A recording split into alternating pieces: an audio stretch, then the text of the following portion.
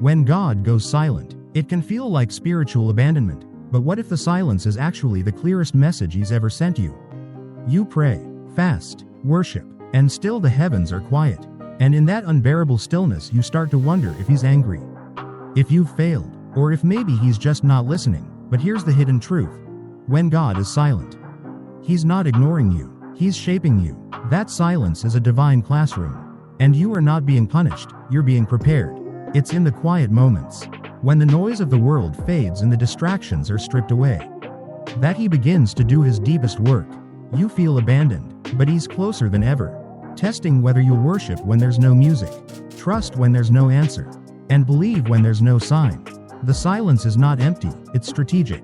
Think of Job, stripped of everything, left to mourn and sit in ashes, while heaven said nothing, and yet Job declared, "Though He slay me, yet will I trust Him." That is what God is drawing out of you, a faith that doesn't need confirmation to be real. And then there's Jesus, hanging on the cross, crying out, "My God, why have you forsaken me?" Even the Son of God experienced divine silence, but it didn't mean God had left. It meant something eternal was being accomplished. If you're in a silent season right now, God may be saying, "Be still and know that I am God." Psalm chapter 46 verse 10.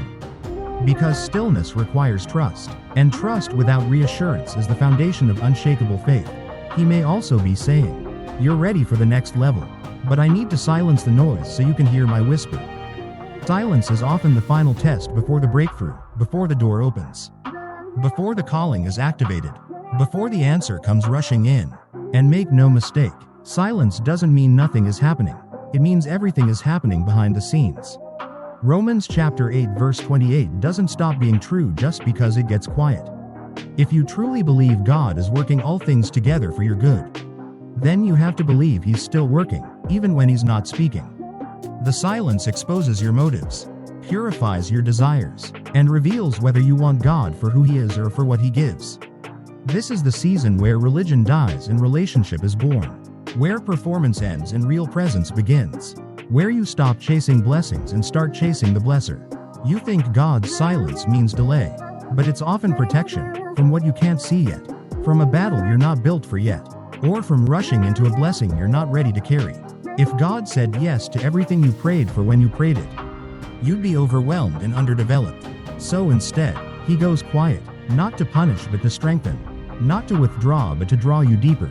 Elijah heard God not in the wind, not in the earthquake, but in a still small voice, because sometimes silence is the only way God can teach you to hear Him beyond emotion.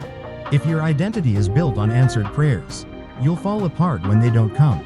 But if your identity is built on the character of God, then even silence won't shake you. So right now, if heaven feels silent, ask yourself, what is God trying to reveal in the stillness? What part of your faith is He refining? What spiritual muscle is He stretching? Silence is God's way of calling you out of surface faith and into a deeper trust. One not based on feelings, signs, or constant affirmation, but on the unshakable truth that He is God, and He is good, even when He is silent. So don't panic in the pause. Don't mistake quiet for absence. And don't rush to fill the silence with your own voice. Sometimes, God is silent because the next thing He says will shift everything, and He needs you still enough to hear it.